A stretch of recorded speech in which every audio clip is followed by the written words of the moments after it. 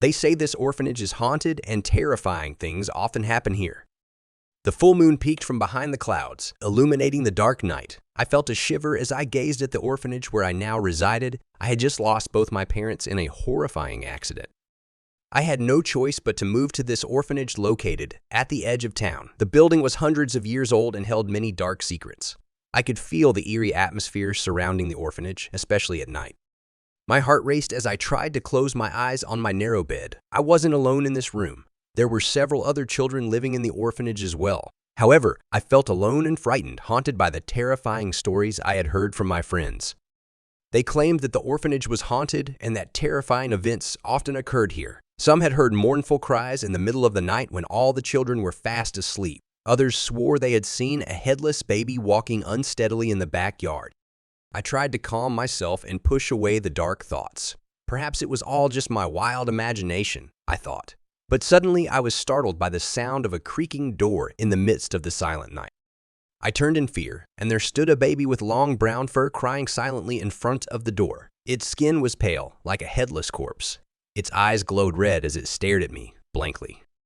My heart raced faster and harder, and I quickly covered my mouth with my hand to prevent a scream from escaping. The figure walked closer to me while continuing to cry. My hands trembled uncontrollably and my body froze. The figure approached, getting closer until it finally vanished when it passed by my bed. I ran out of the room with my breath heavy. All the children had awakened and were bewildered as they looked at me. I tried to explain what I had just seen, but no one believed me. They said it must have been a night terror because I was still new here, but I was 100% sure that what I saw that night was real. The following day, I tried to gather more information about the orphanage's history. It turned out that decades ago, a horrifying tragedy occurred here, claiming the lives of many children, including the baby whose apparition haunted my dreams. After learning the truth about the devastating fire that had once engulfed the orphanage, I became even more curious and frightened. I wanted to uncover the hidden secrets of the past. One night, as all the children slept, I decided to take a flashlight and explore the orphanage on my own. I ventured through every inch of this old building, but not long after, my flashlight went out suddenly and darkness engulfed the room. I shivered as I heard the sorrowful cries of children echoing from behind me. My head throbbed and my legs grew weak. Trembling, I attempted to turn around. I was startled by the sight of pale, ghostly children crowding around me. Crying mournfully, they stared at me with horrifying, fiery red eyes. "Come and play with us," one of the ghostly children whispered hoarsely. Their cold fingers attempted to touch my body. I stumbled backward, but tripped over an old wooden bench. I fell, and my head hit hard. My vision blurred, and I watched as the ghostly children drew closer. I only regained consciousness several days later in the orphanage's infirmary. My head was wrapped in bandages. The head of the orphanage told me that I had been found outside in the backyard, bleeding heavily. I tried to forget the terrifying incident, but the trauma still lingered, especially when night fell and the atmosphere became silent. My fear returned. One night, as all the children watched TV together, the electricity suddenly went out. Everyone panicked and ran to find flashlights. I could only sit silently in a dark corner, trembling with fear.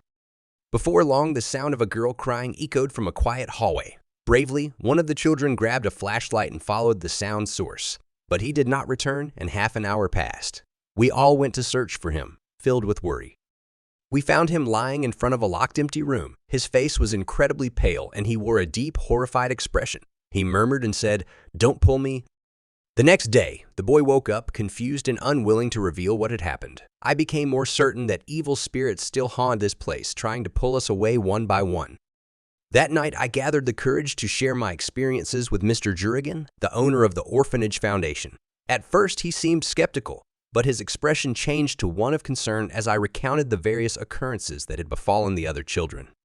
He remained silent for a moment, deep in thought. "Many years ago, there was indeed a terrible fire here that claimed the lives of many children, including babies," he said softly, looking down.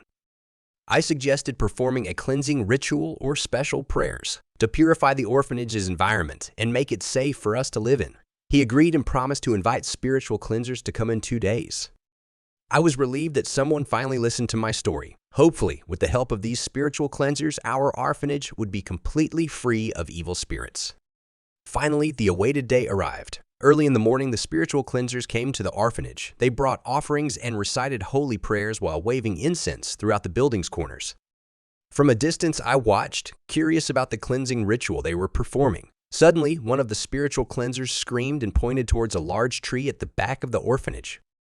We all gasped in shock as dozens of pale, ghostly children emerged from behind the tree. They approached us with terrifying, empty stares and a thick, dark aura. The spiritual cleansers shouted and intensified their prayers. Bright light suddenly illuminated the area, and the ghostly figures stopped screaming in pain. One by one, they were absorbed into the ground and disappeared.